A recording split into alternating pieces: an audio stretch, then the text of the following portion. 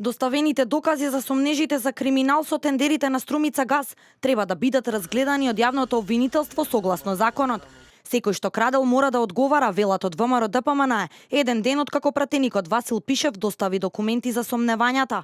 Од партијата порачуваат дека јавното обвинителство не смее да подлегнува на политичките притисоци од СДСМ, сега кога предметот е во рацете на обвинителството. Јавноста дозна, велат од ВМРО ДПМН, за тендерите на јавното предпријатие Струмица газ, со кој Зоран Заев го полнеше со пари неговиот сопартиец Митко Андреевски, председател на партиската комисија за енергетика. Според партијата скандалозно е што човек фирма без имоти средства, регистрирана во куќа на неговата сопруга, ги добива тендерите на Струмица газ. Само со последниот тендер од 2016 година е направена штета од 700.000 евра. Ова се пари на граѓаните кои завршиле во џебовите на Заев и неговите партиски пајташи. Јасно како ден е дека ЈП Струмица газ не работи во полза на граѓаните, туку единствено во корис на криминалната тендерска мрежа од која се богатат Зоран Заев и неговите партнери.